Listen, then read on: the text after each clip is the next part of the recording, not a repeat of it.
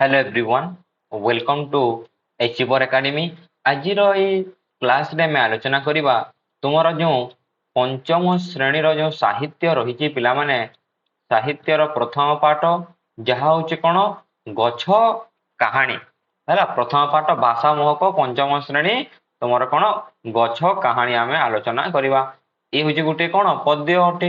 ଏଇ ପଦ୍ୟର କବି ହେଉଛନ୍ତି କିଏ? କବି ହେଉଛନ୍ତି ତମର ଡକ୍ଟର ରାମଚନ୍ଦ୍ର ନାୟକ। କିଏ ପିଲାମାନେ? ଡକ୍ଟର ରାମଚନ୍ଦ୍ର ନାୟକ ହେଉଛନ୍ତି ଗଛ କାହାଣୀର ପଦ୍ୟର କବି ପିଲାମାନେ। ଚାଲ ଏବେ ଆମେ ଗଛ କାହାଣୀ ଆଡ଼କୁ ଯିବା। ଦେଖ କ'ଣ କହିଛି, ଦେଖ ସେ ନରମ ଗଳାରେ ଗଛଟି କହଇ ଶୁଣରେ ଭଉଣୀ ଭାଇ, ଫଳ ଖାଇବାକୁ ବଳାଇଛ ମନ ଆପତ୍ତି ମୋହର ନାହିଁ। ତାର ଅର୍ଥ କ'ଣ? ଗରମ ଗଳାରେ କହିଲେ ଧୀର ସ୍ୱରରେ। ପିଲାମାନେ ମନେ ରଖ, ଲେଖିଦିଅ ମୋ ସାଙ୍ଗରେ, ତମେ ବି ଲେଖୁଥିବ ଏଗୁଡାକ ହେଲା। ଧୀର ସ୍ୱରରେ ଗଛଟି କହଇ, ବହୁତ ନମ୍ର ସ୍ୱରରେ ଧୀର ସ୍ୱରରେ ଗଛଟି କହୁଛି। ଏକଥା କିଏ କହୁଛି? ଗଛ କହୁଛି ପିଲାମାନେ। କାହାକୁ କହୁଛି? ଶୁଣରେ ଭଉଣୀ ଭାଇ। ଭଉଣୀ ଭାଇ କହିଲେ ସମଗ୍ର ମାନବ ଜାତିକୁ କହୁଛି। ସମଗ୍ର ମାନବ ଜାତିକୁ କ'ଣ କହୁଛି? କିଏ କହୁଛି? ଗଛ କହୁଛି। କାହାକୁ? ସମଗ୍ର ମାନବ ଜାତି। ଧୀର ସ୍ୱରରେ କହୁଛି କ'ଣ? ଶୁଣରେ ଭଉଣୀ ଭାଇ, ଫଳ ଖାଇବାକୁ ବଳାଇଛ ମନ। ଫଳ ଖାଇବାକୁ, ଯଦି ତମେ ଫଳ ଖାଇବାକୁ ତମେ କ'ଣ କରୁଛ? ମନ କରିଛ। ବଳାଇଛ ମନ ମାନେ କ'ଣ କରୁଛ? ମନ କରିଛ।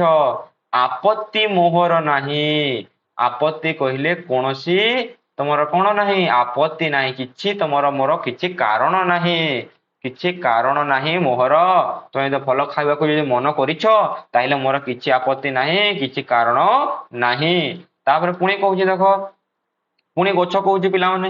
ଗଛ କାହା କହୁଛି? ସମଗ୍ର ମାନବ ଜାତିକୁ ପୁଣି କହୁଛି। ସେ ସମଗ୍ର ମାନବ ଜାତିକୁ କହୁଛି। ପୁଣି କହୁଛି, ସେଇ ଗଛ କହୁଛି ସମଗ୍ର ମାନବ ଜାତିକୁ। ଏଠାରେ ଭଉଣୀ ଭାଇ କହିଲେ ସମଗ୍ର ମାନବ ଜାତିକୁ କହୁଛି ହେଲା।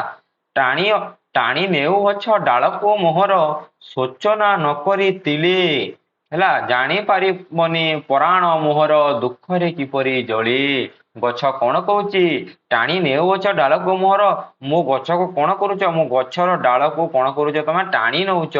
ଦେଖ ଡାଳକୁ, ଏହି ଗଛର ଯେଉଁ ଡାଳ ଗୁଡାକ ଅଛି, ସେ ଡାଳକୁ କ'ଣ କରୁଛ? ତମେ ଟାଣି ନଉଛ। କ'ଣ ପାଇଁ? କିଏ ଖାଇବା ପାଇଁ ଟାଣି ନଉଛି, କିଏ ଜାଳିବା ପାଇଁ ଟାଣି ନଉଛି, କିଏ ଅନ୍ୟାନ୍ୟ ଔଷଧ କାମ ପାଇଁ ସେ ଗଛକୁ କ'ଣ କରୁଛି? ଟାଣି ନଉଛି। ଶୋଚନା ନକରି ତିଳେ। ଶୋଚନା କହିଲେ ଭାବିକି, କିଛି ଭାବି କ'ଣ? ଭାବନା ନ କରିକି। ଭାବନା ନ କରିକି ପିଲାମାନେ, ଶୋଚନା ନ କରି ଭାବନା ନ କରିକି, ତମେ କିଛି ନ ଭାବିକି ଶୋଚନା ନ କରିକି ର ଅର୍ଥ କ'ଣ? ନ ଭାବିକି ହେଲା। ନ ଭାବିକି, କିଛି ନ ଭାବି ତମେ କ'ଣ କରୁଛ? ଗଛର ଡାଳକୁ ତମେ ଟାଣି ନଉଛ। ଜାଣିପାରିବନି ପରାଣ ମୋହର। ପରାଣ ହଉଛି କ'ଣ? ଗୋଟେ ପଦ୍ୟ ରୂପ। ତାର ଗଦ୍ୟ ରୂପ କ'ଣ ହେବ? ପ୍ରାଣ। ମନେ ରଖ ପିଲାମାନେ, ପରାଣ ପ୍ରାଣ। ଜାଣିପାରିବନି ପରାଣ ମୋହର। ତମେ ମୋର କ'ଣ? ଗଛ କହୁଛି ମୋର ପ୍ରାଣ କେମିତି ତମେ ଜାଣିପାରିବନି? କେମିତି? ଦୁଃଖରେ କିପରି ଜଳେ। ଦୁଃଖରେ, ପୁରା ଦୁଃଖ ଦୁର୍ଦ୍ଦଶାରେ ମୁଁ କେମିତି ଜଳେ। ଭିତରେ ଭିତରେ ସେ କ'ଣ କହୁଛି? ଭିତରେ ମୁଁ କେମିତି ଜଳେ, ତମେ ଜାଣିପାରିବ ନାହିଁ। ତାହେଲେ ଏଇ ପଦ୍ୟର ପାଦ ସହିତ ଏହି ପାଦର ତମର କ'ଣ ଅଛି? ତା ସହିତ ରିଲେସନ ଅଛି, ସମ୍ପର୍କ ଅଛି। ଏହା ସହିତ ଏହା ରିଲେସନ ଅଛି ପିଲାମାନେ। କହୁଛି କ'ଣ? ଟାଣି ନେଉଛ ଡାଳକୁ ମୋହର, ସୂଚନା ନ କରିଥିଲେ। କିଛି ନ ଭାବିକି ଟାଣି ନେଉଛ ମୋର ଡାଳକୁ। ପୁଣି କହୁଛି କ'ଣ? ଜାଣିପାରିବନି ପରାଣ ମୋହର, ଦୁଃଖରେ କିପରି ଜଳେ। ମାନେ ଭିତରେ ମୁଁ କିପରି ଜଳେ ତମେ ଜାଣିପାରିବ ନାହିଁ। କାହିଁକି ଭିତରେ ଜଳେ? ଯେତେ ଡାଳକୁ ମଣିଷ ଯେଉଁ ଟାଣି ନଉଛି, ଡାଳକୁ ତାର ଯେଉଁ ଟାଣି ନଉଛି, ସେ ଭିତରେ ଦୁଃଖରେ ସେ ଜଳୁଛି। ଜଳେ କହିଲେ କ'ଣ? ଜଳେ କହିଲେ ଜଳୁଛି। ବୁଝିହେଲା? ଏତିକି ଯଦି ବୁଝି ହଉଛି, ଗୋଟେ ଲାଇକ୍ ଟେ ଏବେ କରିଦିଅ ପିଲାମାନେ। ସମସ୍ତେ ଲାଇକ୍ କରିଦିଅ। ଚାଲ ଆଗକୁ ବଢିବା। ଦେଖ ତାପରେ କ'ଣ କହିଛି, ଦେଖ ସେ କ୍ଷୀର ନୁହେଁ ଏତ ଲୋତକ ଧାରରେ, ନୟନୁ ଝରଇ ମୋର ପରାଣ ବେଦନା ଦେଉଛି ବଖାଣି, ବାରକେ ଶ୍ରବଣ କର। ଏହାର ଅର୍ଥ କ'ଣ? ସେ କହୁଛି ଯେତେବେଳେ ମତେ ଟାଣ, ଯେତେବେଳେ ଗଛ ଅଛି ଏଇ ଗଛକୁ ଟାଣୁ, କ୍ଷୀର ନୁହେଁ ଏ ତ ଲୋତକ ଧାରରେ। ଯେତେବେଳେ ଅମୃତଭଣ୍ଡା ଗଛ, ମୁଁ ଉଦାହରଣ ଦେବି କଣ, ଅମୃତଭଣ୍ଡା ଗଛ ଦେଖିବ, ଅମୃତଭଣ୍ଡା ଗଛ ଯେତେବେଳେ ଟାଣିବ କଣ ବାହାରେ, ତାର କ୍ଷୀର ବାହାରେ।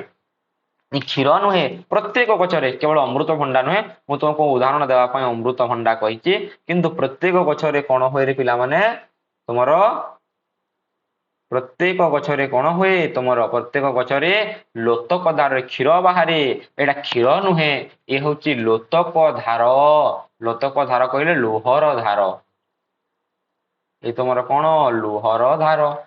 ସେ କହୁଛି କଣ, କ୍ଷୀର ନୁହେଁ ଏ ତ ଲୁହର ଧାରରେ, ଲୁହର ଧାର ଅଟେ। ନୟନୁ ଝରଇ ମୋର, ନୟନ କହିଲେ ନୟନ, ନୟନ କାହାର ପ୍ରତି ଶବ୍ଦ, ଆଖି। ସେ କହୁଛି ଆଖି ମୋର ଝରିଯାଏ, ତୁମେ ଯେତେବେଳେ ଟାଣ, ମତେ ଯେତେବେଳେ ମୋ ଡାଳକୁ ଟାଣ, ଏଠାରେ ଲେଖା ହେଇଛି ନା ନାଇଁ, ଦେଖ ସେ କହୁଛି ଏଠାରେ ଯେତେବେଳେ ତମେ କଣ କର, ମୋର ଟାଣି ନେଉଛ ଡାଳକୁ, ଯେତେବେଳେ ମୋ ଡାଳକୁ ତମେ ଟାଣୁଛ, ଯୋଉ କ୍ଷୀର ବାହାରୁଛି ତା କ୍ଷୀର ନୁହେଁ ରେ, ତାହା ହଉଛି ଲୁହର ଧାର। ଲୋତକ ଧାର କହିଲେ କଣ, ଲୁହର ଧାର। କେଉଁଠାରେ ବହିଉଛି, ନୟନୁ ଝରଇ ମୋର, ଆଖିରୁ କଣ ହଉଛି ଝରି ଯାଉଛି। ପରାଣ, ପୁଣି ପରାଣ କଣ, ପ୍ରାଣ, ପ୍ରାଣ ବେଦନା, ବେଦନା କହିଲେ ଦୁଃଖ, ବେଦନା କହିଲେ କଣ ଦୁଃଖ, ଦେଉଛି ବଖାଣି ବାରକେ ଶ୍ରବଣ କର, ମୋର ଦୁଃଖ କଣ କଣ, ପରାଣ ବେଦନା, ଯୋଉ ଦୁଃଖର ଯୋଉ ଦୁଃଖ ଅଛି, ମୋ ପ୍ରାଣ ଭିତରେ ଯୋଉ ଦୁଃଖ ଅଛି, ତୁମକୁ ବଖାଣି, ବଖାଣି ବୋଲି କହୁଛି, କହୁଛି ଧୀରେ ଧୀରେ ଶୁଣ।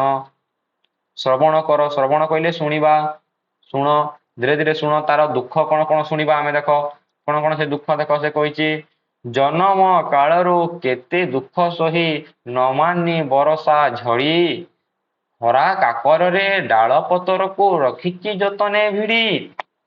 ଜନମ କାଳରୁ, ମୁଁ ଯେତେବେଳେ ମଞ୍ଜି ଥାଏ, ଯେତେବେଳେ ମୁଁ କଣ ଥାଏ, ମଞ୍ଜିଟାଏ ଥାଏ, ମଞ୍ଜିରୁ କଣ ହୁଏ, ଧୀରେ ଧୀରେ ଧୀରେ ଧୀରେ ଛୋଟ ଗଛରେ ପରିଣତ ହୁଏ, ଛୋଟ ଗଛରେ ପରିଣତ ହୋଇ କଣ ହୁଏ, ମୁଁ ଧୀରେ ଧୀରେ ପୁଣି ଟିକେ ବଡ ହେବି, ତାପରେ ପୁଣି ପୁରା ବଡ ବିରାଟ ଗଛରେ ପରିବର୍ତ୍ତନ ହେବି। ଏଇ ବିରାଟ ଗଛ ପରିବର୍ତ୍ତନ ହେବା ପୂର୍ବରୁ କଣ, ଜନମ କାଳରୁ କେତେ ଦୁଃଖ ସହି, ଏଇ ମଞ୍ଜିରୁ ଆରମ୍ଭ କରି ଏଇ ବଡ ଗଛ ହେବା ପର୍ଯ୍ୟନ୍ତ କେତେ ଦୁଃଖ ମୁଁ ସହିଛି। କଣ କଣ ସେ ଦୁଃଖ ସହିଛି, ନ ମାନି ବରଷା ଝଡ଼, କଣ କଣ, ପ୍ରଥମ ହଉଛି କଣ, ସେ କଣ ବରଷା ଏବଂ ଝଡ଼କୁ ସହିଛି। ବରଷା ବର୍ଷା ହେଲା, ବରଷା ବର୍ଷା, ପିଲାମାନେ ଭଲ ଭାବେ ଲେଖି ଦଉଛି ଏହାକୁ ମୁଁ, ହେଲା ବରଷା ବର୍ଷା। ସେ ବର୍ଷାକୁ ନ ସହିକି, ଝଡ଼ି କହିଲେ ଝଡ଼ ତୋଫାନ, ବର୍ଷା ଓ ଝଡ଼, ଝଡ଼କୁ ନ ସହିକି ଆଉ କଣକୁ ନ ସହିକି, ଦେଖ ସେ ସହିଲା କଣ କଣ ସହିଲା, ବରଷା ସହିଲା, ଝଡ଼ ସହିଲା, ଖରା କାକରରେ ଖରା ସହିଲା, ଡାଳ ପତରକୁ ରଖିଛେ ଯତନେ ଭିଡ଼ି। ସେ ବର୍ଷା ହେଉ ଖରା ହେଉ, ତମର ଯେକୌଣସି ଝଡ଼ ତୋଫାନ ଆସୁ, ତମର ଖରା କାକର କରୁ, ସେ ଡାଳ ପତରକୁ ସାଇତି ରଖିଛି। କାହିଁକି ସାଇତି ରଖିଛି, ଆଗକୁ ଆମେ ଯିବା। ସେ କହିଛି କଣ, ଦେଖ ତାର ଦୁଃଖ କଥା କହୁଛି, ଗଛ କହୁଛି କଣ, ତାର ଦୁଃଖ କଥା କହୁଛି। ଏଠି ଜଣା ପଡୁଛି, ଏହି ତମର ପାରାଗ୍ରାଫରେ କଣ ଜଣା ପଡୁଛି, ଏହି ଅନୁଚ୍ଛେଦ ଜଣା ପଡୁଛି ଯେ ଗଛ ତାର ଦୁଃଖ କହୁଛି। କଣ ଦୁଃଖ କହୁଛି, ମୁଁ ଜନ୍ମ କାଳରୁ, ଯେତେ ମଞ୍ଜି ଠାରୁ ଆରମ୍ଭ କରି ବଡ ହେବା ପର୍ଯ୍ୟନ୍ତ ବହୁତ ଦୁଃଖ ସହିଛି। କଣ କଣ ସେ ଦୁଃଖ, ମୁଁ ବର୍ଷାକୁ ସହିଛି, ଝଡ଼ ତୋଫାନ ସହିଛି, ଖରା ସହିଛି, କାକର ସହିଛି। କଣ ପାଇଁ ସେ ସବୁ ସହିଛି, ଡାଳ ପତରକୁ ଯତ୍ନ ରଖିବା ପାଇଁ ଏ ସବୁ ସେ ରଖିଛି। କଣ ପାଇଁ ଡାଳ ପତ୍ର ରଖିବ, ଦେଖ ସେ କହିଛି, ପୁଣି କହିଛି ଦେଖ, ଆଜି ସିନା ତମେ ଇରିଷା କରୁଛ, ଦେଖି ଫଳ ମାଳ ମାଳ। ସେ ଡାଳରେ କଣ ହେବ, ଫଳ ଗୁଡାକ ହେବ। ସେ ଡାଳକୁ ସେଥିପାଇଁ ସେ ଯତ୍ନ ରଖିଛି। କଣ ପାଇଁ ଯତ୍ନ ରଖିଛି, ଫଳ ହେବ। ସେ ଫଳକୁ କଣ କରୁଛି ମଣିଷ, ଇରିଷା କରୁଛି, ଲୋଭ କରୁଛି, ଲୋଭ କରୁଛି, ଲୋଭ କରୁଛି, ଇରିଷା ଈର୍ଷା, ଇରିଷା ଈର୍ଷା। ସେ ଆଜି ସିନା ତମେ ଇରିଷା କରୁଛ, ଆଜି ସିନା ତମେ ଦେଖୁଛ ସେ ଡାଳରେ ଯୋଉ ଫଳ ମାଳ ମାଳ ଅଛି, ଦେଖି ଫଳ ମାଳ ମାଳ, ତମେ ଯୋଉ ଫଳ ବହୁତ ଅଛି, ତମେ ଫଳ ବହୁତ ଦେଖିକି କଣ କରୁଛ, ଲୋଭ କରୁଛ, ତା ପଛରେ ବହୁତ ଦୁଃଖ ମୁଁ ପାଇଛି ବୋଲି ସେ ଗଛ କହୁଛି। ଜାଣିପାରିବନି ଏ ରୂପ ମୋହର, କେତେ ସାଧନାର ଫଳ। ଯୋଉ ରୂପ ଦେଖୁଛ, ଏ ଫଳ ଗୁଡାକ ଯୋଉ ଦେଖୁଛ, ଯୋଉ ମାଳ ମାଳ ଫଳ ଦେଖୁଛ, ଏଥିରେ ମୁଁ ବହୁତ ସାଧନା କରିଛି, ବହୁତ ଦୁଃଖ ପାଇଛି। ଏଥିପାଇଁ ମୁଁ କଣ ପାଇଛି, କଣ କଣ ସେ ଦୁଃଖ ପାଇଛି, ଦୁଃଖ ପାଇଛି ଏଇଗୁଡାକ ଆଲୋଚନା କଲା ଏବେ ଆମେ। କଣ କଣ ସେ ଜନ୍ମ କାଳରୁ କଣ କଣ ଦୁଃଖ ପାଇଛି? ବର୍ଷା ସହିଛି, ଝଡ ସହିଛି, ଖରା ସହିଛି, କାକର ସହିଛି, ଏଇ ସବୁ ସହିକି ସେ ତାର ଡାଳକୁ ଯତ୍ନ ରଖିଛି। କଣ ପାଇଁ ଡାଳକୁ ଯତ୍ନ ରଖିଛି? କାହିଁକି ନା ଫଳ ତାର ବହୁତ ହେବ ବୋଲି ସେ ଏଗୁଡାକ ସେ ସବୁ ରଖିଛି।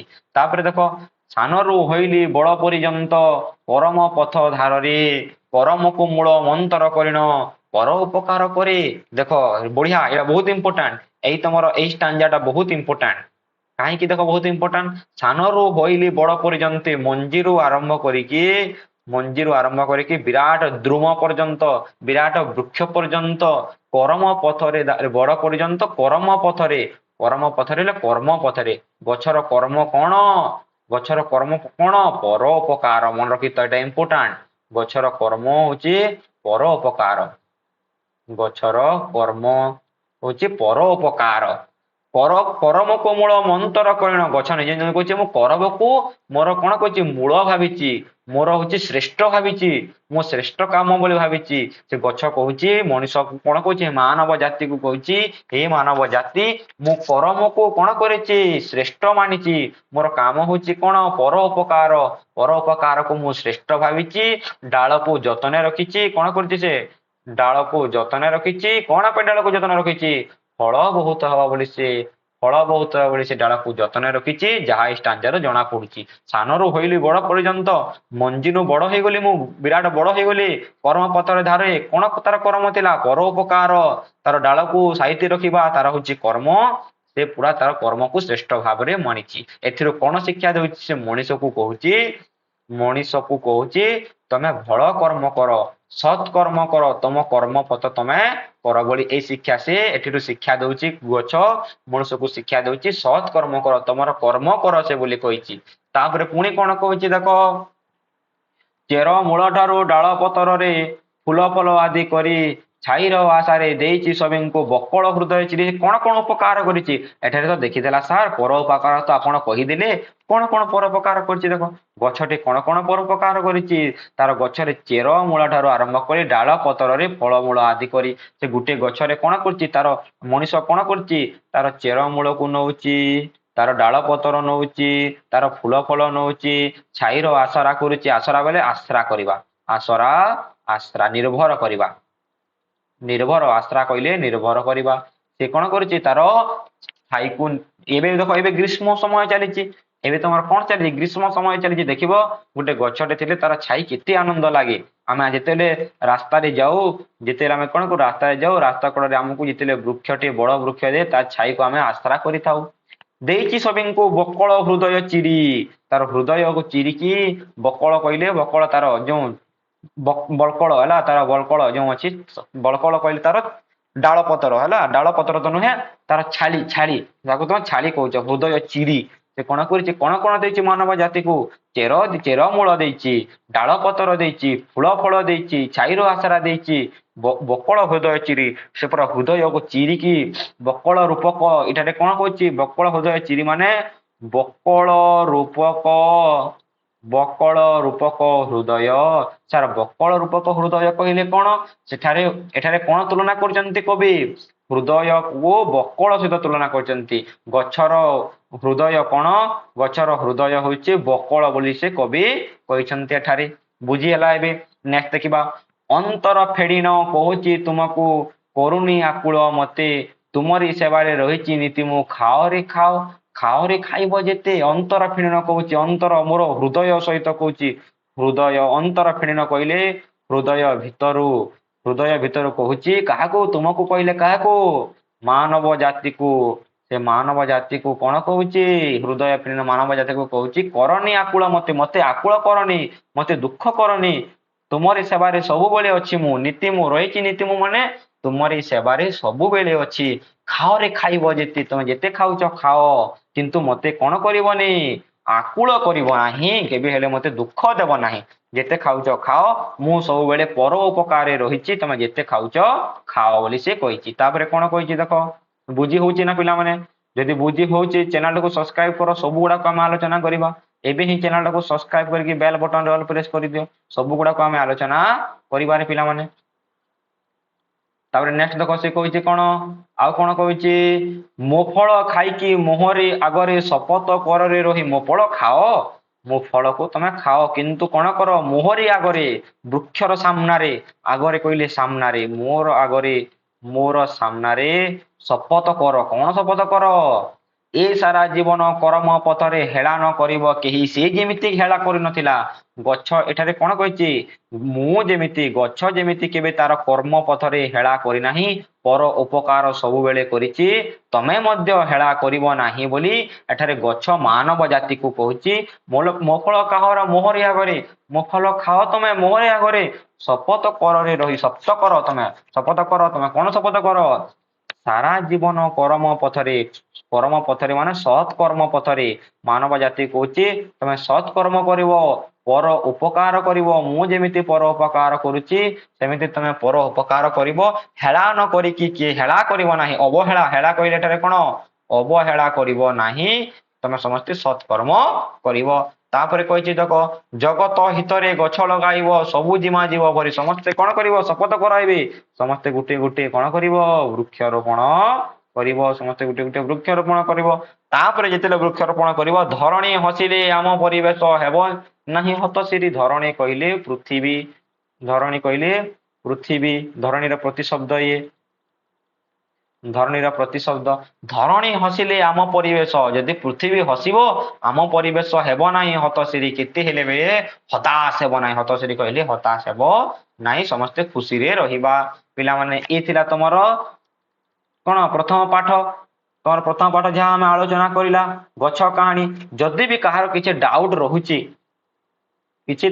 ରହୁଛି ମତେ କମେଣ୍ଟ ସେକ୍ସନରେ କମେଣ୍ଟ କର ବୁଝିପାରିଲି ନାହିଁ ବୋଲି ତାହା ଯେତେବେଳେ ଆମେ କଣ କରିବା ଯେତେବେଳେ ଆମେ ଆସ ହେବା କଥା ଯେତେବେଳେ ଆମେ ତମର ଅଭ୍ୟାସ କାର୍ଯ୍ୟ କରିବା ସେତେବେଳେ ମୁଁ ବୁଝେଇଦେବି ନେକ୍ସଟ କ୍ଲାସରେ ମୁଁ କଣ କରିବି ତମର ଅଭ୍ୟାସ କାର୍ଯ୍ୟ ଗୁଡିକ କରିବି ପିଲାମାନେ 1 ନମ୍ବର 2 ନମ୍ବର 3 ନମ୍ବର ଏଇ ସବୁ ଗୁଡାକ ଆମେ କରିବା ଦେଖ ଜୀବନ ସାରା କେଉଁ ପଥରେ ହେଳା ନ କରିବା ପାଇଁ କହିଛି ସେ କର୍ମ ପଥରେ ଆମେ ଆଲୋଚନା କରିଲା କେତେ ସୁନ୍ଦର ଭାବରେ ଗଛ କଣ କରି ସମସ୍ତଙ୍କୁ ଛାଇ ଆଶ୍ରୟ ଦେଉଛି କଣ କରି ସେ ବିରାଟ ଆକାର କରି ନା ବକଳ ହୃଦୟ ଚିରି ନା ଡାଳପତ୍ର ଦେଖିଛି ଦେଖ ଗଛ କଣ କରି ଛାଇ ଆଶ୍ରୟ କରିଛି ଏଠାରେ ଦେଖ ଚେରମୂଳ ଠାରୁ ଦଳ ପତରରେ ଫୁଳ ଆଦି କରି ଛାଇର ଆଶ୍ରୟ ଦେଇଛି ସମସ୍ତଙ୍କୁ ବକଳ ହୃଦୟ ଚିରି ମୁଁ ଏବେ ଆଲୋଚନା କଲି ନା ବକଳ ହୃଦୟ ଚିରି ତାଇଲେ ବକଳ ହୃଦୟ ଚିରି ଜଗତର ହିତରେ କଣ ହେବା ଉଚିତ ହେବା ଜଗତ ହିତରେ କଣ କରିବା ଉଚିତ ଫଳ ଖାଇବା ନା ଜଗତ ହିତରେ କଣ କରିବା ଏଠାରେ ଦେଖ ଦେଇଛି ସେ ଜଗତ ହିତରେ